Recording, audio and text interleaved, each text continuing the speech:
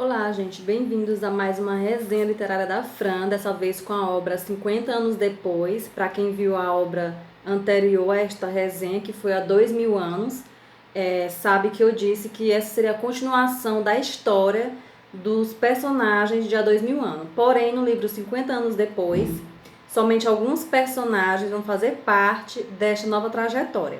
Então, antes de iniciar a história propriamente dita, vou falar rapidamente sobre como essa obra entrou na minha vida, a estrutura da obra, os personagens principais, o contexto histórico em que acontece a história e no finalzinho alguns bônus. Esse livro tem mais ou menos também uns 15 anos que entrou na minha vida, foi logo em sequência do livro há 2000 anos que eu tinha lido, e aí depois eu soube que a continuidade da história se daria no livro 50 anos depois. E eu, como sou muito curiosa, né, e gosto de entender as coisas com bastante profundidade, até onde eu possa entender as coisas e buscar a história, eu fui fazendo pesquisas, né, e aí eu descobri que no livro 50 anos depois seria a continuidade do livro há 2000 anos. Os personagens principais desse livro é o escravo Nestório, o filho dele, que é o Ciro, e a Celina. Nesse livro, 50 anos depois, a gente vai dar uma atenção especial para essa personagem chamada Celina, porque o autor que escreve esse livro, Emmanuel, ele dá uma atenção especial para ela. E essa mesma personagem, e esse outro personagem que seria o Nestório, que teria sido Públio na encarnação passada, eles também vão dar continuidade em Ave Cristo e depois também uma outra obra que é Renúncia, que eu também farei resenha dessas duas obras, como eu já expliquei que no mês de dezembro seriam obras espíritas. Bem, dando continuidade, o contexto onde acontece a história do livro 50 anos depois é em Roma também, já no segundo ano da era cristã, né, onde o messianismo já começa a perder um pouco a força em relação à pureza, né, dos primeiros cristãos, e já começa aí tem um outro patamar que é em relação à criação dos primeiros das primeiras igrejas, né, e dos primeiros mosteiros criados pelos homens, e aí começa a se distanciar um pouco das primeiras ideias do culto, né, evangélico, do que seja a mensagem evangélica, né, ou cristã, que é toda pautada na comunhão, né, no amor, na fraternidade, e aí já começa a ter um outro caráter. Vamos entender isso mais na frente, quando eu começar a contar a história. Bem, sem mais delongas, vocês lembram que no livro há 2000 anos eu falei que tinha um senador muito orgulhoso e tudo mais, e que ele termina os fins dos seus dias numa tragédia acontecida pelo vulcão Vesúvio, e aí eles morrem, os personagens, que é a filha dele e ele e uma escrava chamada Ana. Em 50 anos depois, olha só o título do livro, 50 anos depois, ele reencarna, esse senador, só que como escravo, né? Então Roma, ainda sendo senhora do império, continua escravizando povos, né, pessoas. Então, nessa nova encarnação, ele é um escravo de mais ou menos 45 anos, judeu, de origem judia, embora ele seja culto, né? Ele e o filho dele, eles são escravizados e são separados durante muitos anos. O filho dele, como eu expliquei no início do vídeo, chama-se Ciro. E aí, como eles eram cristãos, muitos desses encontros dos cristãos, por conta de ainda haver a perseguição feroz do Império Romano em relação a essas ideias cristãs, eram encontros em catacumbas. O que seria catacumbas? Seria uma espécie de cemitério em que os romanos tinham nas cidades. Essas catacumbas geralmente eram espaços estreitos, né, como se fosse uma espécie de labirinto, em que os corpos, né, dos seus entes ficavam uma espécie de parede, né, como se tivesse várias câmaras mortuárias. Eles colocavam lá os corpos dos seus, né, dos seus antepassados, dos seus familiares, enfim. Então, o único local, vamos dizer assim, seguro para esses encontros, já que eram encontros às escondidas, porque a perseguição era muito feroz em relação a esses cristãos, mesmo sendo no segundo século do período cristão, da era cristã, eles são afastados, né? E aí depois, quando eles se reencontram, eles são presos, são julgados e eles não renunciam à sua fé cristã. E eles ficam durante um bom tempo no cárcere, né? Sofrendo maus tratos. E aí, por eles não renunciar à fé cristã, eles são condenados. E uma das condenações seriam morrerem flechados. Antigamente, uma das penas de morte, né, como já citei em outro livro, além da crucificação, de ser queimado vivo, ser comido pelos leões, era também eles serem presos a um porte, né? Várias pessoas eram presas a portes. E aí era lançado sobre essas pessoas várias flechas venenosas, né? Para que eles morressem. Então isso também fez parte do martírio cristão. E foi nesse episódio que o escravo Nestório morreu com seu filho Ciro.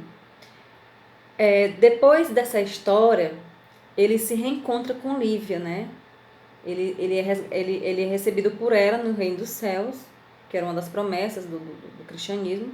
Então ele se reencontra com a sua esposa redimido, né?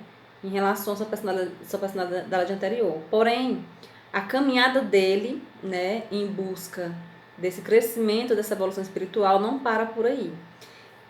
Então, essa história desse personagem, do Nestor, que seria Publio Lentulus na encarnação passada, ele reencarna como escravo. Então, é essa história que se passa no livro. Porém, o Nestório, já em estado de espírito, né, como um espírito, ele vem ajudar uma pessoa chamada Celina, né?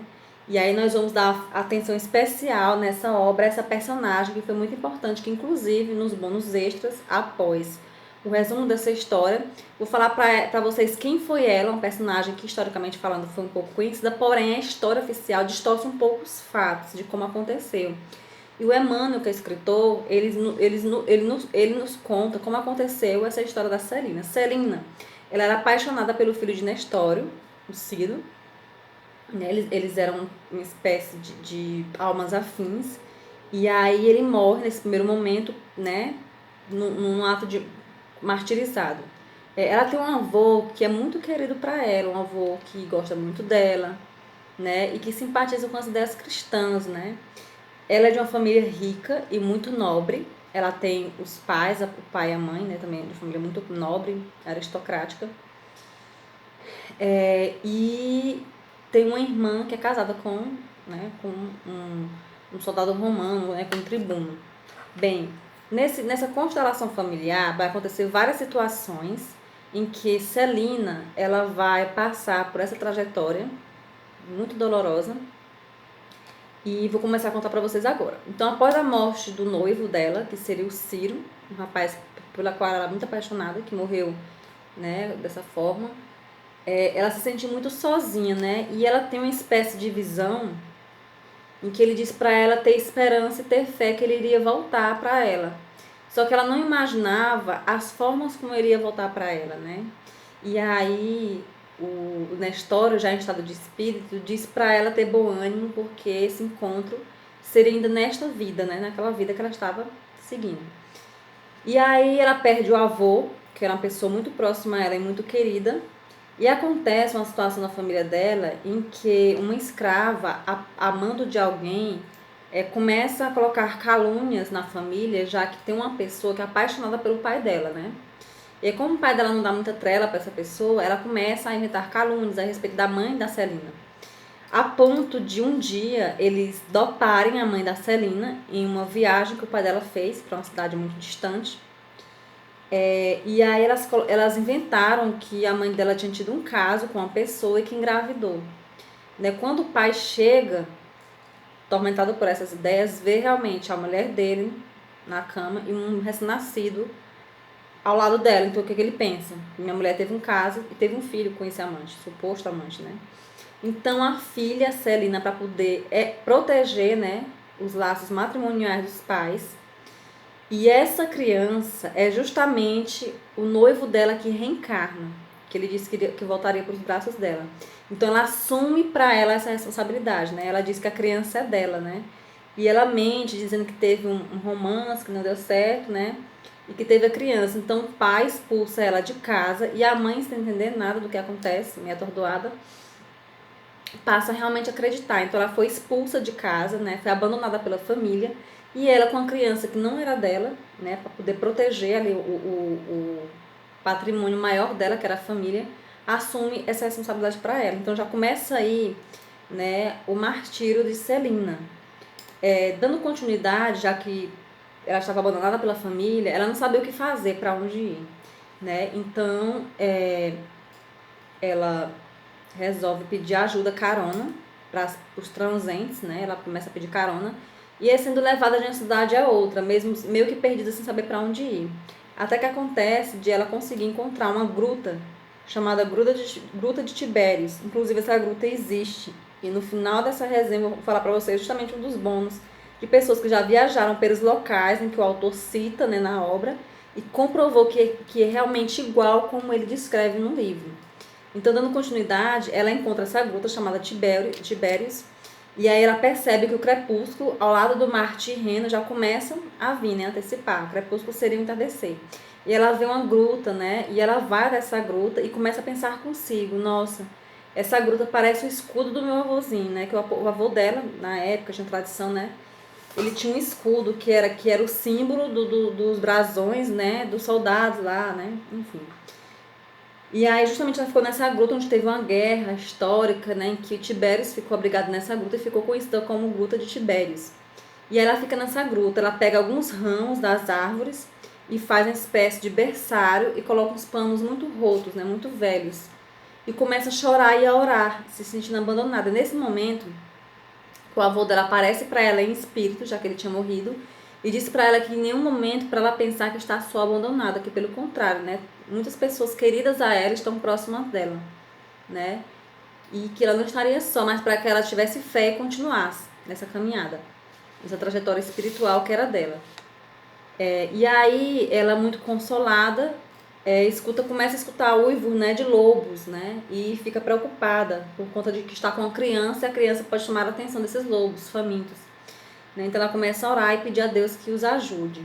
Então, nesse cenário, parece até a imagem da manjedoura, né, esse momento que ela vive. Ela escuta também passos de cavalos e vê 2 cavalheiros, né, e ela grita por um deles, que ela o reconhece como o cunhado dela, né. Ele, muito estarrecido, né, ao vê-la, pergunta para ela quem ela era, porque ele não sabia quem era ela, né. E ela dizia: o quê? Estou tão deformada assim que você não me conhece? Eu sou irmã da tua mulher, meu cunhado. Ele diz: não, é irmã da minha mulher, enterramos ela faz 2 semanas, inclusive estou vindo do funeral. Ou seja, ele fingiu que não conhecia ela porque estava perto de um companheiro. Então ele lançou para ela umas moedas, né, um cestécio, uma bolsa cheia de moedas. E ela pegou e disse assim: pegue de volta os seus cestécios. É preferível as bênçãos de Jesus do que 1 milhão de cestécios. Então, nesse momento, que com muita dignidade, né, ela dá uma lição para ele, né, de que não precisa daquela esmola, vamos dizer assim, já que ele não pode ajudar. E então ela passa a levar a criança consigo. Nesse meio tempo, essa criança adquire uma doença, ela vem a falecer, né? E ela fica muito triste com a perda dessa criança, já que se tratava também do grande amor da vida dela, né? Que estava reencarnado nessa criança. E aí ela continua a sua trajetória e ela segue uma trilha onde vai dar direto, pedindo carona, né, de pessoas, né, em que ela consegue chegar a um mosteiro, né, um mosteiro onde recebe muitos cristãos, inclusive patrícios ricos, que se decepcionaram com a vida de luxo, com a vida de Roma e que resolveram fazer todas as doações dos seus bens para esse mosteiro e viver numa espécie de comunidade, né, longe do Império Romano. E aí ela pede abrigo nesse mosteiro. Porém, como eu falei para vocês no início, o messianismo, o cristianismo já foi perdendo a sua força em relação à sua ideia principal por conta dessa criação desses mosteiros, né, que eles já visavam já a questão do lucro e das posições, né, ali de religiosidade, de religião, vamos dizer assim. E aí tinha um senhor lá, que era o dono do mosteiro, vamos dizer assim, e começou a entrevistar ela e perguntar cadê o dinheiro, cadê a herança dela, e ela disse que estava sem herança, que o pai dela deixou tudo pra ela, mentindo, né? Deixou tudo pra ela e que ele foi um monge, então ele indicou pra ela esse mosteiro e dizia que tinha certeza que eles iam abrigar nesse mosteiro. E aí ele ficou muito contrariado porque ela não tinha dinheiro. E ela falou assim: mas eu tenho certeza que nesse mosteiro, além da contribuição, existe também um trabalho. Eu posso me oferecer, o meu trabalho eu posso me oferecer para limpar, para cozinhar, para passar, para poder, né, enfim. E aí ele ficou muito condoído com essa humildade dela, né, e falou: ah, pois então você vai, se aceita, né. E aí ele começou a fazer entrevista lá e colocar todos os dados dela, né, de onde ela vinha, o nome dela, a idade, Só que tem um detalhe muito interessante, é que ela mente a identidade dela, porque nesse mosteiro, historicamente falando, só tinha acesso aos mosteiros, aos templos, os homens. As mulheres não. Então ela fingiu que era um homem, ela cortou o cabelo bem curtinho, né, igual de um homem, e ela vestiu as roupas masculinas, né, do avô dela, que tinha dado a ela. Ela vestiu essas roupas masculinas. E ela disse que era o irmão. Aí, quando ele perguntou o nome dela, ela falou que era Marinho. Irmão Marinho. Guardem bem esse nome, porque nos bônus vocês vão entender por que desse nome dessa história.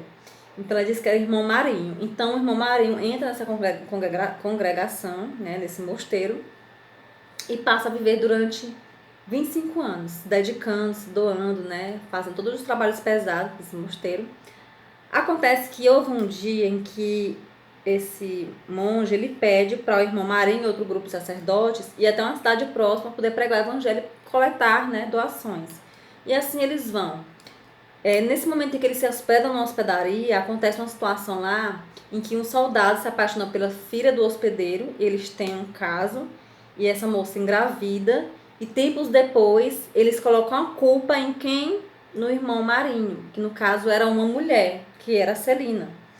E aí o dono do estaleiro vai atrás dele, lá do mosteiro, né, e entrega lá a criança, né, e diz que é ele que vai criar a criança. Ou seja, mais uma vez, pela segunda vez, vocês lembram da história que eu contei do Ciro, o rapaz que morreu lá, flechado, que desencarnou, veio com uma criança que ficaram na gruta, ele desencarnou novamente e veio de novo nessa criança, né, ou seja, reencarnou novamente pela segunda vez. Então, era uma prova também para esse espírito que estava reencarnando diversas vezes e tinha a vida interrompida, mesmo ainda na infância, por conta dos suicídios que ele tinha cometido em vidas passadas, né? Então, era um resgate para esse espírito.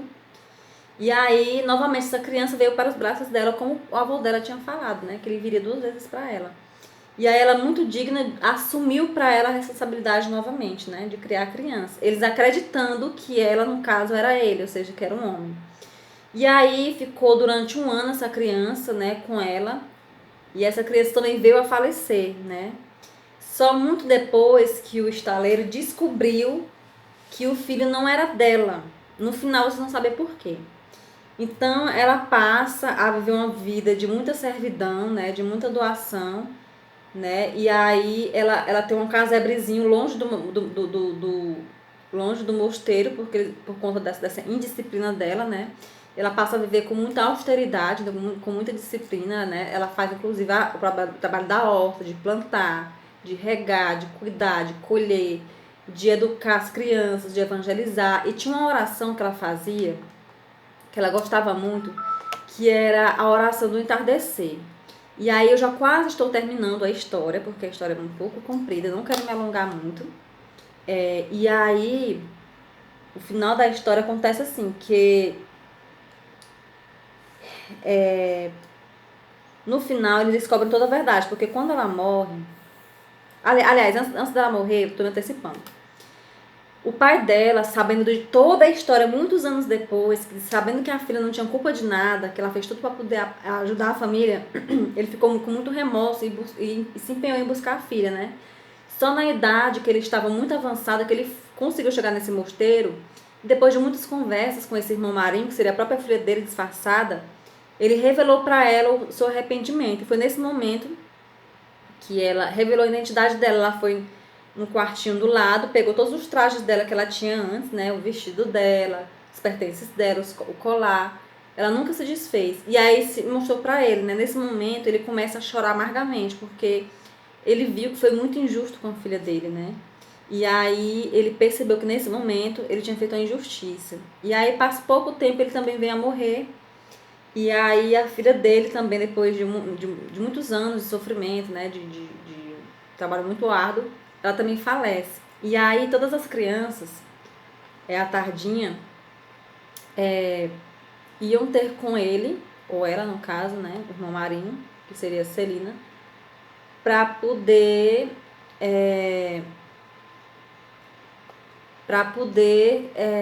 falar com ela, né? Orar juntos. E ela tinha esse hino do entardecer, em que ela dizia, Senhor Jesus, né? Nesse entardecer, em que tu guarda, né? Todos os mistérios da vida, né? Então ela orava com muita unção essa oração. E quando ela morreu, quando eles tiraram as vestimentas desse irmão Marinho para preparar para o funeral, eles perceberam que era uma mulher. Então viram toda a situação, né? Uma retrospectiva de que realmente ela foi inocente o tempo todo, né? Aquela criança que o soldado disse que era dela, né? Dele no caso, não era dela, né? Já que era uma mulher. Então, eles ficaram com muito pesar e muito respeito, né, em relação a essa irmã que assumiu uma identidade de gênero masculina para poder ser aceita, mas que teve uma integridade, né, toda em relação àquilo que o Cristo e o Evangelho pregavam realmente, né? Então, foi a partir daí que eles passaram a aceitar também a participação das mulheres nesse meio, só que muito tardiamente. Bem, gente, então os bônus seriam o quê? Diante dessa história, a história conta que existia uma santa chamada Santa Marina. E é mais ou menos nesse perfil que eles contam, né? Só que contam de uma forma diferente, não contam dessa forma. E aí, essa mesma personagem Celina vai estar na obra Renúncia, que será a quinta obra que eu vou resenhar. Só que antes dessa obra Renúncia, vem a obra Ave Cristo, que já vai ser no terceiro ano do ano cristão. Então eu termino com vocês aqui essa resenha, espero que vocês tenham gostado.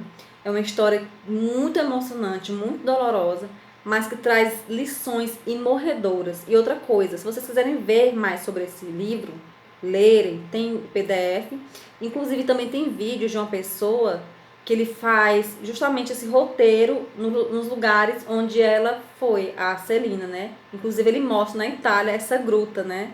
E é incrível a gruta lá que ele mostra, é muito emocionante, né? E é muito fiel ao livro, a forma como Emmanuel descreve, né, as cordilheiras, descreve o Mar Tirreno, descreve essa gruta de Tibérios, né? E, inclusive também é um mosteiro, né, de Alexandria, onde ela esteve. Então essa alma peregrina, né, ela consegue cumprir essas etapas muito dolorosas, de muita renúncia, abnegação, em prol, né, do seu amado, né, que veio primeiro como Ciro, o filho do escravo Nestório, depois como a criança que foi deixada no leito da sua mãe e novamente depois como uma criança, filha do soldado, né? Então ela assume essa responsabilidade para ela e é um anjo aqui na terra, né? Essa pessoa, é uma história muito linda. Espero que vocês tenham gostado, compartilhem, curtam, se inscrevam quem não é inscrito. E obrigada por vocês me acompanharem. Beijinhos, Feliz Natal!